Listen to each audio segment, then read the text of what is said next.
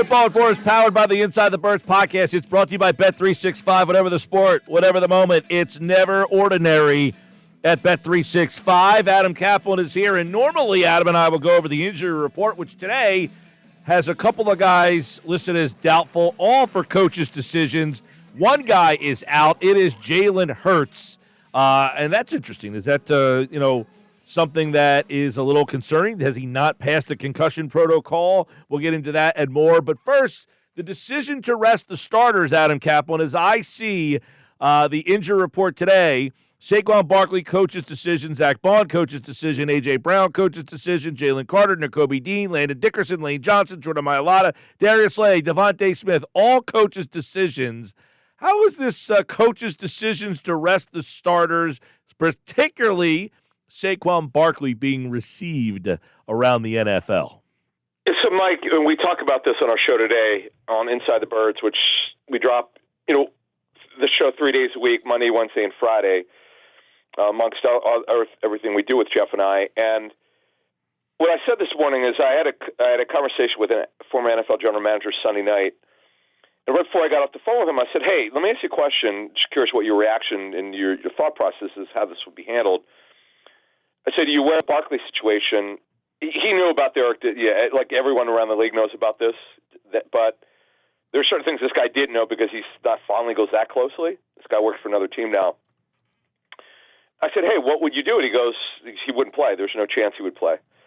And then I said, well, how would you handle it? He goes, well, one thing you're probably not thinking about, but stuff that I think about is this impacts the other 10 players who are starters. Like if you have to play Barkley, you're playing the other 10 players if they're healthy, and that you're just not going to put that kind of risk out. And the way he explained it, I said, it's sort of in the back of my mind, but I don't think like a general manager would. So I said, I totally get that. And he goes, it would not be a conversation at all. He said, it's just no one would want the starters to play. The game has nothing to do with seeding. When you're locked in, it's not about records, particularly when you think you have a chance to win a Super Bowl. Now, I did say we are seeing, but Adam, just real quick to interject, we are seeing this around the NFL. I mean, no team this weekend is playing guys. Now, I guess no team has a player that has a chance to. Not true. Actually, not true. Sean McDermott did say, I didn't even look this up. Aren't they locked into the number 2 seed without looking? I believe they are. Yes, Buffalo. He did say some of the starters are going to play. All right. Well, a large majority of teams that are locked into seeding are not playing players. I know Adam Schefter earlier today tweeted out a list of guys who have already been ruled out, and it was pretty substantial. Matthew Stafford, Cooper Kupp, Puka Nacua, these are just Rams players. Kyron Williams. Rams never play their starters. Never play their starters when their game means nothing. It like Sean McVay, and Sean McVay's explained it, it's been a philosophy since he got there. Now, I don't know if it was before him or the general manager came up with this, but yeah, the Rams are one of those things. Now, Andy Reid, I talked to Andy about this when he was with the Eagles. Andy told me then it was about getting the players to the next round. He would never consider it. Now, he has played starters before when he thought that they needed it, but the example, Mike, that we gave on Inside the Birds is why you never do it when you don't have anything on the line. Bill Belichick did it. Unfortunately, with Wes Welker, he rested some of his players in 2009.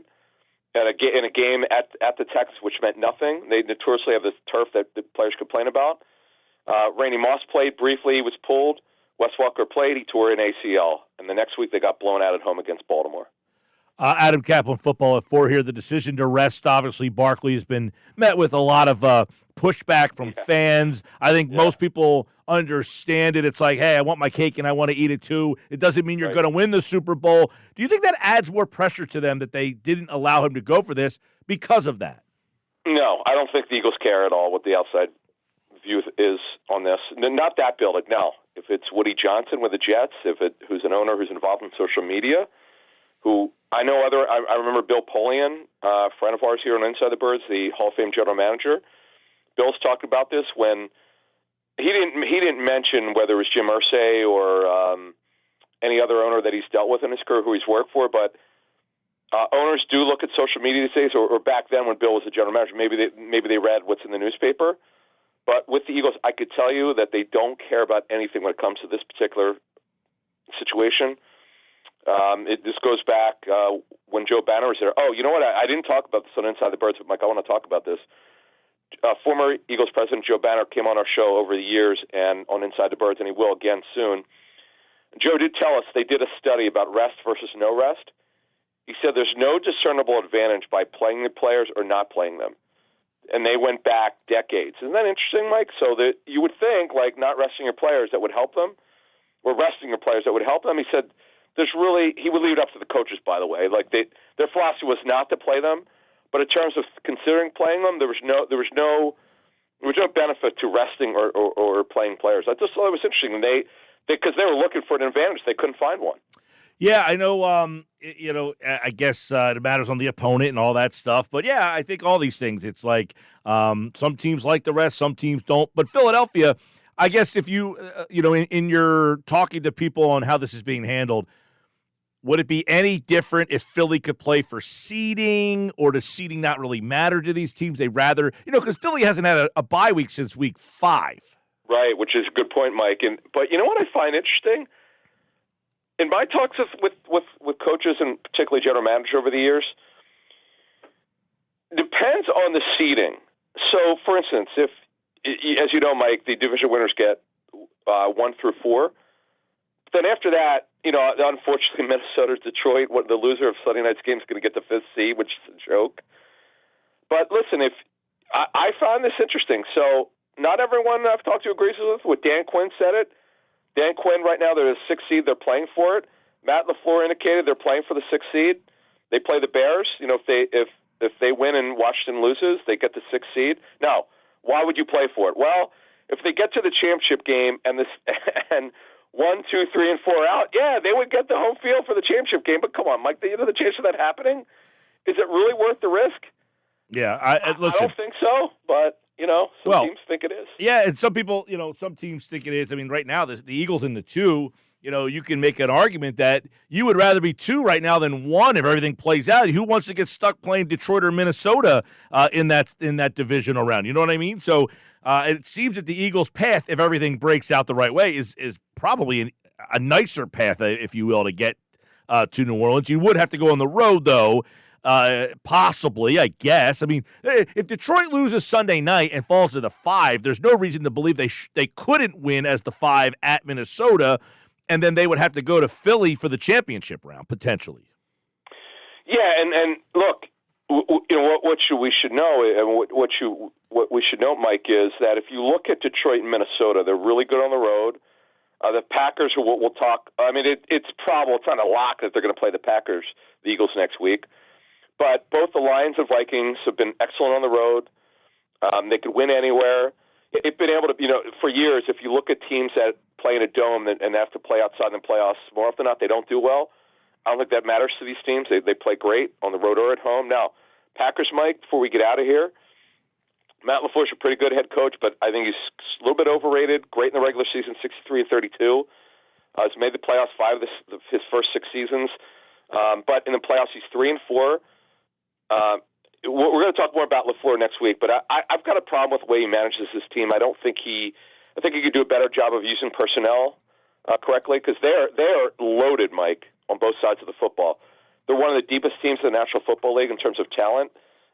They've been a little bit of an underachiever with LaFleur, but they're a good team, but they have not done well at all against the Lions or the Vikings. In fact, they've gotten blown out for the most part against the Lions, and then they come back. They've come back in both games to make the game closer than it really was. So that'll be.